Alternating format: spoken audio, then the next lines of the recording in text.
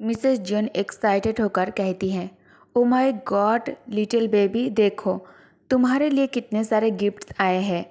तेई के आंखें चमक उठी। वो खुशी से जोर जोर से हंसने लगता है। तेई अपने आर्म्स जंकुक के नेक के अराउंड डाल देता है और अपने लिटिल बेबी लैंग्वेज में कहता है, वाह हीरो। बस उसी पल पूरा रूम शांत हो गया। जंकुक का एक्सप्रेशन अनरीडेबल था, लेकिन उसका दिल जोर से धड़क रहा था। योंगी मुश्किल से अपने हंसी को रोक रहा था। मिसेस जॉन पहले शॉक्ड हुई, फिर हल्की सी स्माइल उसके लिप्स पर भी आ जाती है। योंगी ने थ्रोट क्लियर किया, लिटिल बियर, देखो हम तुम्हारे लिए क्या लाए हैं। मेड्स ने ते के सामने सॉफ्ट टॉयज और बहुत सारे पजल्स गेम और पेसिफियर्स रख दिए। इतने सारे टॉयज और आउटफिट्स को देखकर ते खुशी से पागल हो गया। तेई अपने सारे आउटफिट टाइटली अपने चेस्ट से लगा लेता है। जब भी तेई स्क्वेल करता है या फिर गिगल करता, जंकुक की आंखें ऑटोमेटिकली सॉफ्टन हो जाती हैं और जब भी तेई उसके और पास आता, उसके लिप्स पर एक छोटी सी स्माइल आ जाती है। मिसेस जियो ने ये सब कुछ नोटिस कर लिया। सब कुछ बहुत ऑब्वियस था, लेकिन उसने कुछ कहना बेटर नहीं समझा। उसका स्टोइक हार्टलेस बेटा आइस प्रिंस फाइनली किसी ऐसे इंसान से मिला था जो शायद उसकी बर्फ़ जैसी दुनिया को पिघल सके। अगली सुबह जियोन मेंशन मॉर्निंग सन की गोल्डन ग्लू में नहा रहा था। तेई ने नींद में जोंगकुक को टाइटली पकड़ा हुआ था। एक लेग जोंगकुक की वेस्ट पर था, एक आर्म अपने सिर के ऊपर और दूसरा जोंगकुक के शोल्डर पर। उसके माउथ के पास राइट ड्रोल का मार्क भी था। जोंगकुक काफ़ी देर से जाग रहा था और चुपचाप उस स्लीपी लिटिल मेस को देख रहा था जो उसके साथ कर्ल्ड अप था। तैयांग की हर सॉफ्ट सांस, उसके बालों की हर उलझी हुई लॉक जोंगकुक के दिल में अजीब सी वार्मथ भर रही थी। वो उसे ऐसे देख रहा था जैसे कोई फ्रेगिल एंजल हो जो सीधा हेवन से उसके पास भेजा गया हो। लेकिन इस शांति के बिल्कुल ऑपोजिट काउस बस शुरू होने वाला था। जियोन मेंशन के गेट के बाहर पार्क जिमिन व्हाइट लिलीज का बुके लेकर खड़ा था। बाहर के गार्ड्स सस्पिशियस नज़रों से जिमिन को देख रहे थे। तभी वुम, किसी को रिएक्ट करने का चांस भी नहीं मिला और जिन सीधा मुंह के बल जमीन पर गिर गया। जय, जो सुबह से फुल बीस्ट मूड में था, अपनी बाइक लेकर मेंशन में एंटर करते वक्त सीधा सीधा जिन से टकरा गया था।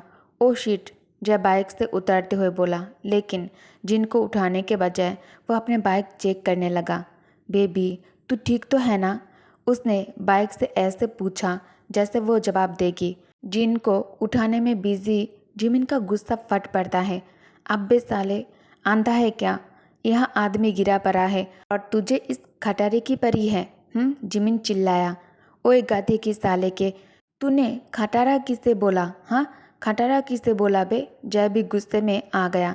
जिमिन जय का कॉलर पकड़कर उसके स्टमक पर जोर का पंच मारा। जय दर्द से झुक गया, लेकिन उसने भी तुरंत जिमिन के जॉ पर सॉलिड पंच मार दिया और जिन बीच में आया और जय की नेक पकड़ के चौक करने लगा।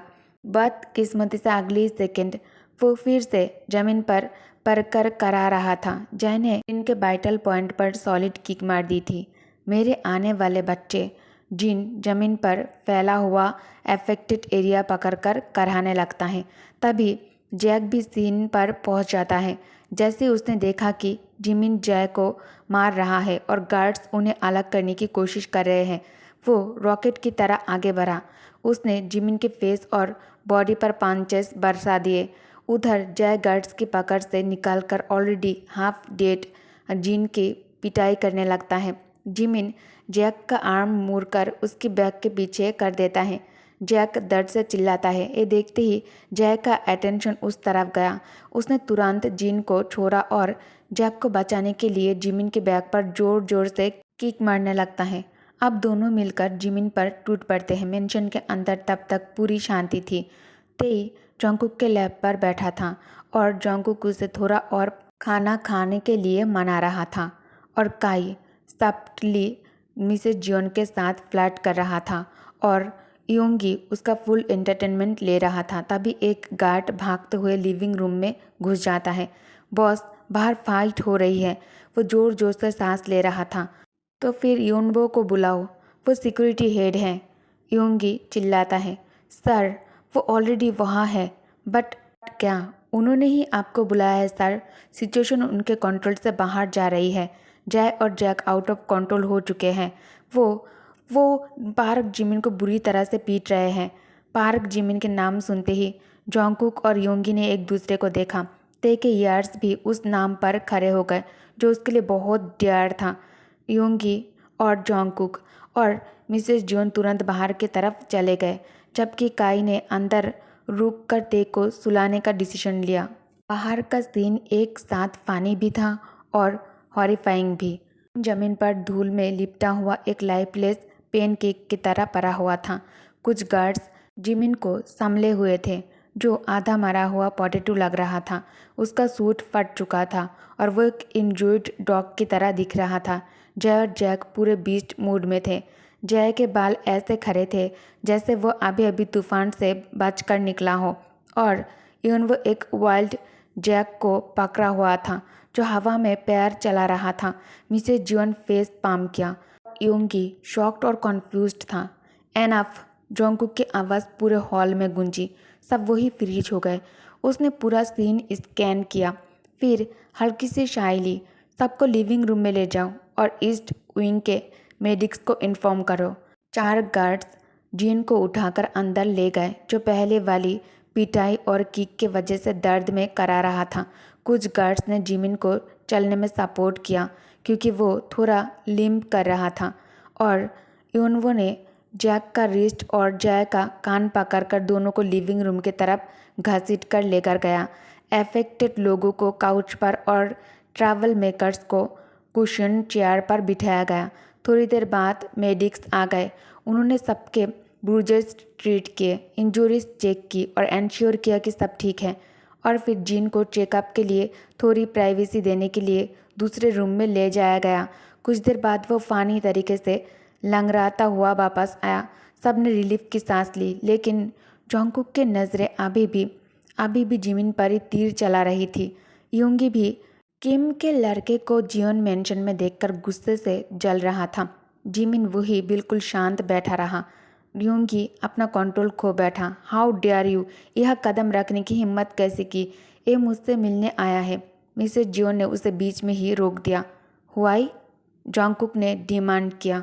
अच्छा है, अब इसे यही ख़त्म करना और इजी हो जाएगा, योंगी ने कहा। योंगी, मिसेस जियोन ने वार्निंग दी, आज ये हमारा गेस्ट है।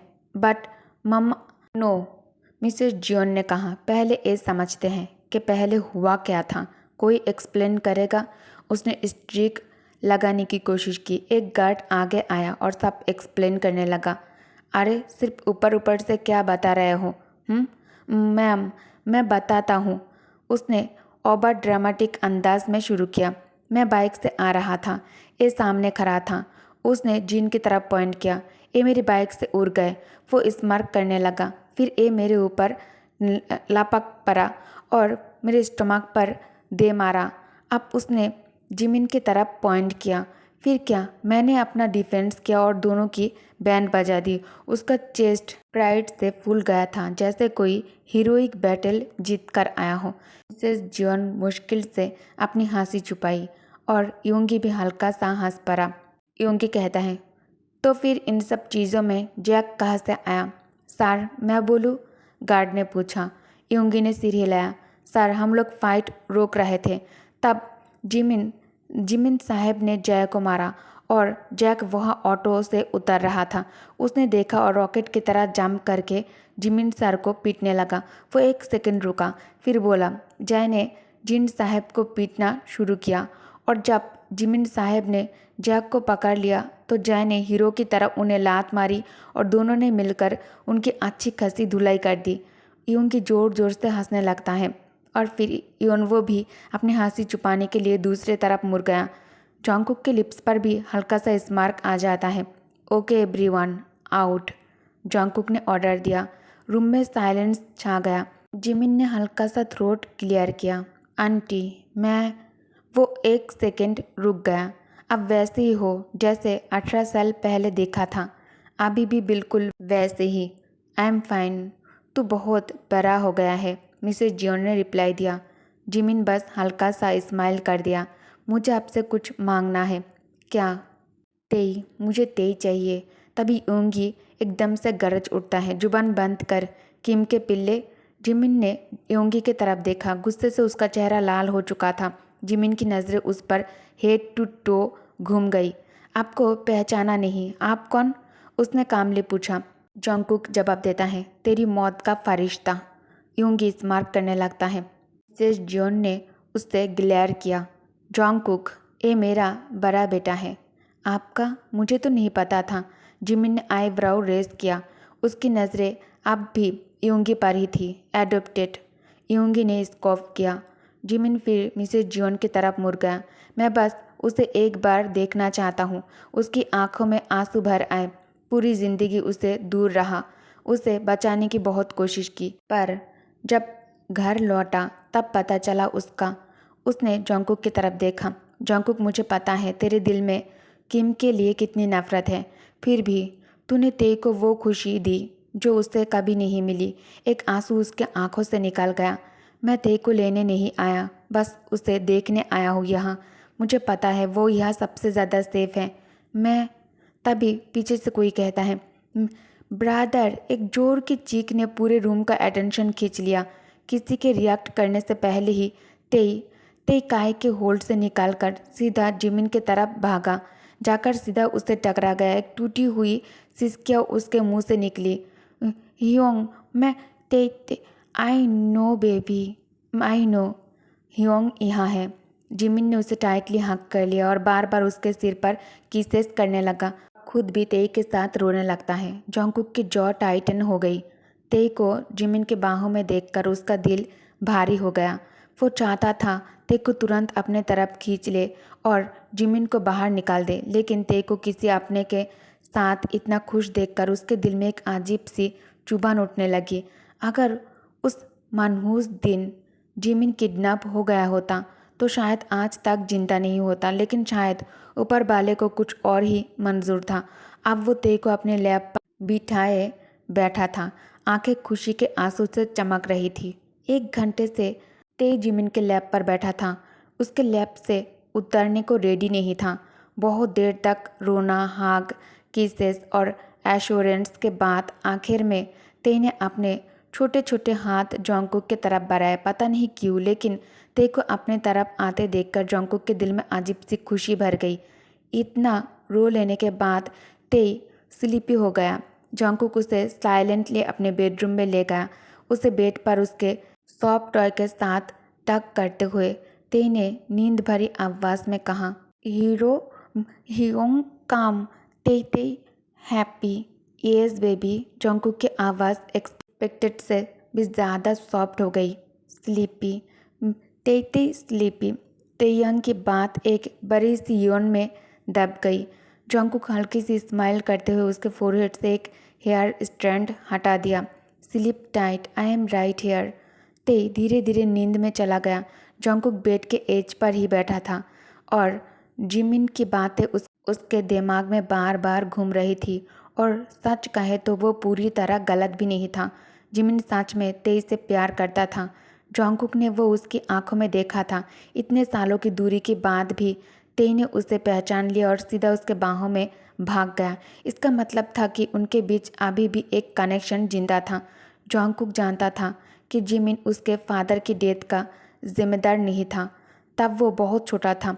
जंगकुक को अब भी वो दिन याद थे जब वो और जिमिन किम मेंशन में साथ खेला करते थे। उसे ये भी याद था कि छोटी किम अक्सर एक न्यू बॉर्न बेबी को गोद में लेकर घूमती थी। शायद वो तेई ही था। फैमिली को तेई के लिटिल स्पेस के बारे में तब पता चला जब वो 7 साल का था। फिर उसे उसी एज से ही लॉक करके क्यों रखा गया, ये सवाल जंगकुक के दिमाग में घूमता रहा जब वो तेई को पीसफुली सोते हुए देख रहा था। फिर भी वो जिमिन का सामना नहीं करना चाहता था। आखिर वो अब भी एक किम का गोल्डन बॉय था, उनकी वीकनेस, उनका लाडला। जंगकुक ने अपना फ़ोन निकाला और योंगी को मैसेज किया कि जिमिन और उसके उसके टेल उसके टेलियर ने जीन पर नज़र रखे। फिर उसने शिपमेंट इश्यूज चेक करने के लिए लैपटॉप ओपन कर लिया। लिविंग रूम में जिमिन लेदर काउच पर ऐसे बैठा था जैसे मेंशन उसी का हो। मिसेज जियोन उसके ऑपोजिट बैठी थी और काई उसके साइड में। मिसेज जियोन उसे समझा रही थी कि वो कब का अपने एक्स हस्बैंड की डेथ से मूव ऑन कर चुकी है और जिमिन को गिल्टी फील करने की कोई ज़रूरत नहीं। आखिर में सबका रिस्पॉन्सिबिलिटी उसका फादर था, वो नहीं। उसने इंसिस्ट किया कि वो डिनर तक रुक कर तेई के साथ और टाइम स्पेंड करे। जिमिन ने खुशी खुशी ऑफर एक्सेप्ट कर लिया। उसके दिल से एक बड़ा बोझ हल्का हो गया था, ये जानकर कि मिसेज जियोन के दिल में उसके लिए कोई ग्रजेस नहीं थे। ओके गाइज, तो इस पार्ट को मैं यही एंड करती हूँ। Thank you for watching, bye bye.